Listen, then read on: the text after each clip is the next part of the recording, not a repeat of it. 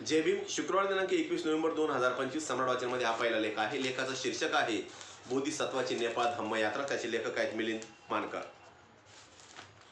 Doctor Babasaheb आंबेडकरांनी November 1956 साली नेपाळची धम्मयात्रा केली होती.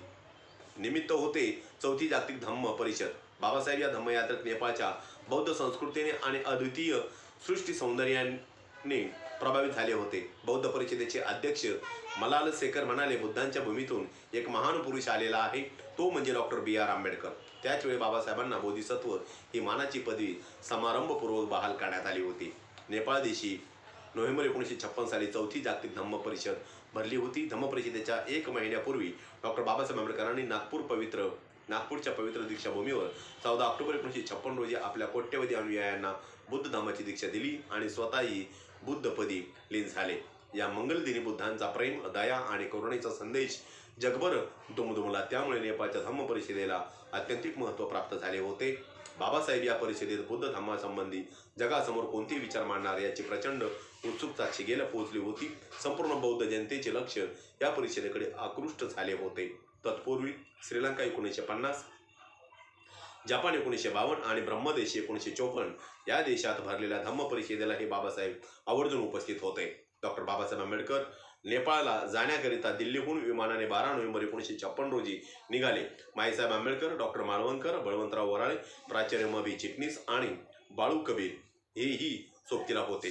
पाटण्याला दुपारी 2 वाजता विमान पोहोचले. तेथून बाबासाहेबांना VIP खोलीत नेण्यात आले. प्रकृती आधीच ढासळलेली होती. त्याच नेपाळचा प्रवास 3 वाजता विमान नेपाळच्या दिशेने आकाशात झेपावले. बाबासाहेबांनी विमानातून बाहेरचा नजारा न्याहाळत गंगा नदीचे विस्तीर्ण पात्र, हिरव्यागार लता पल्लवांनी आच्छादलेल्या हिमालय डोंगर, माथ्यावरील छोटी मोठी हिरवीगार शेते, धरती मातेचे जणू हिरवगार शालू पांघरला होता. 4 वाजता विमान काठमांडूच्या धावपट्टीवर उतरले. ज्योती आणि धम्म परिषदेचे असंख्य कार्यकर्ते स्वागतासाठी उपस्थित होते. सुवासिक हारतुरे बँडच्या नाद मधुर सुरात बाबासाहेबांचे स्वागत करण्यात आले. जवळच एक शामियाना उभारण्यात आला होता, त्यात त्यांना नेण्यात आले. बाबासाहेब, माईसाहेब पांढऱ्या शुभ्र गाडीत बसून नेपाळच्या भव्यदिव्य शीतल निवास राजवाड्याकडे रवाना झाले.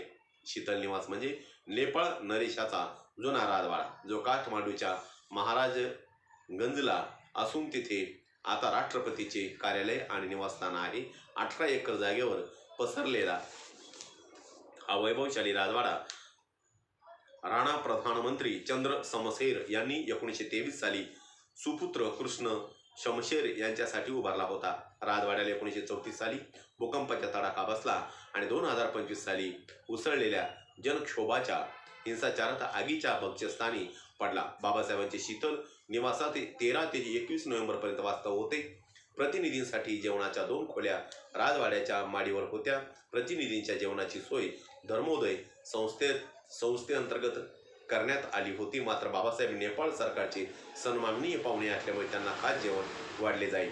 तांबड्या उलनच्या पोशाखात आणि डोक्यावर पगडी असलेले लोक मोठ्या ऐटीने येत होते. 14 नोव्हेंबर 1956 रोजी धम्म परिषदेला विधिवत सुरुवात झाली. नेपाळ नरेश महेंद्र यांनी परिषदेचे शानदार उद्घाटन केले. प्रथम महास्थवीर चंद्रमणी यांनी उपस्थितांना त्रिसरण व पंचशील दिले.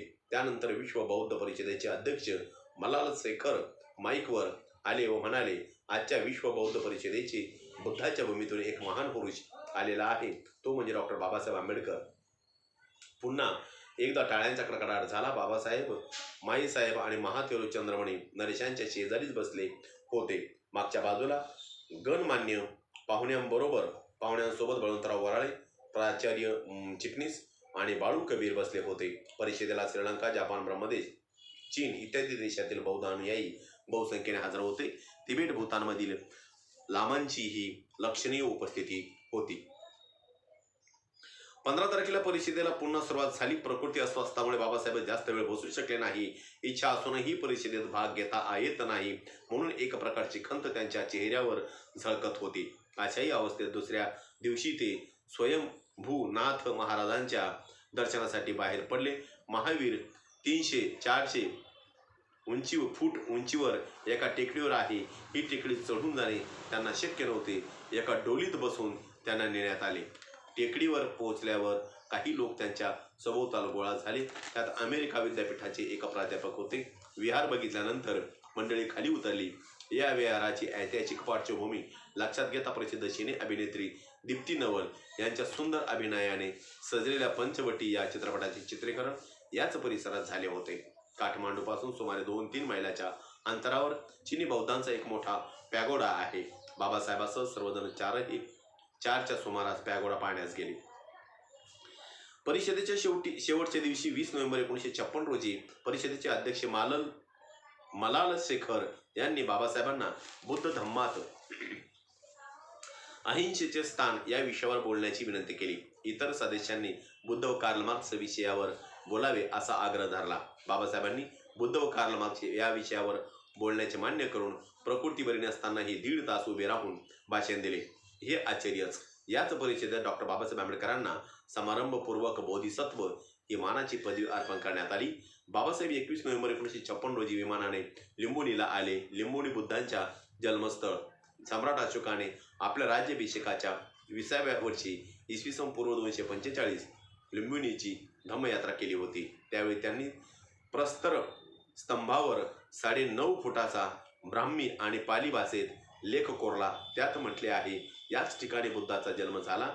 तिकडचे स्थानिक लोक या पावन स्थळाला रुक्मिणदेई असे म्हणतात. लुंबिनीवरून बाबासाहेब परत काठमांडूला आले. बाजारपेठेतील एका बुद्ध विहाराला भेट दिली. भेटीचा कार्यक्रम परिषदेला आलेल्या सर्व प्रतिनिधींकरिता मुद्दाम घडवून आणण्यात आला होता. त्या दिवशी बाबासाहेबांनी गुडघ्यापर्यंत लांब उलनचा कोट, डोईवर उलनचीच निळ्या काळ्या रंगाची टोपी घातली होती. विहाराशेजारी मोटार उभी करून बाबासाहेब काठी टेकीत दुसऱ्याच्या खांद्याचा आधार घेत तिथपर्यंत पोहोचले. विहाराच्या आजूबाजूला बौद्ध शिल्पकलेचे विहंगम दृश्य पाहून बाबासाहेब भारावले. बुद्धांच्या मूर्तीसमोर माथा टेकवत अश्रूंना मोकळी वाट करून दिली. प्रतिनिधी तिथून हळूहळू निघून गेले, परंतु बाबासाहेब बराच वेळ तिथे थांबले. बाबासाहेब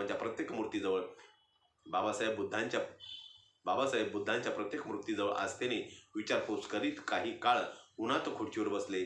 रस्त्याच्या डाव्या बाजूस पारमिता बौद्ध ग्रंथाचा संग्रह मांडण्यात आला होता. नेपाळी आणि नेवारी भाषेतील बौद्ध साहित्य चाळताना बाबासाहेबांना अपार आनंद झाला. नेवारी भाषेतील बौद्ध साहित्य खरेदी करून ते भारतात आणावे अशी मनापासून त्यांची इच्छा होती. भाषा तज्ज्ञाला आपल्या मोटारीत बसून ते शीतल निवासात आले. ग्रंथसंग्रह विकत घेण्यासंबंधीचे बोलणी केली. लागलीच पारमिता ग्रंथाचे 10-20 गठ्ठे खोलीत आणण्यात आले, परंतु आणलेले साहित्य त्यांना परत करावे लागले. ललितपूर उर्फ पाटण हे नेपाळातील काठमांडू नंतर दुसरे मोठे शहर. ललितपूरला बौद्ध सम्राट अशोकाने आपली मुलगी चारुमती दिली होती. असे सांगतात की ललितपूर सम्राट अशोकानेच वसवले होते. त्या शहरालाही बाबासाहेबांनी थेट भेट दिली आणि 22 नोव्हेंबरला काठमांडूवरून बिहारची राजधानी पाटण्याकडे रवाना झाले. पाटण्यावरून बोधगयेच्या दिशेने प्रयाण केले. या ठिकाणी माझा आलेख संपलेला आहे. माझा प्रत्येक व्हिडिओ बघण्यासाठी माझ्या प्रत्येक व्हिडिओ लाईक करा, शेअर करा, सबस्क्राईब करा आणि बेल आयकॉनवर क्लिक करा. जय भीम, जय भारत, जय बुद्ध भूमी.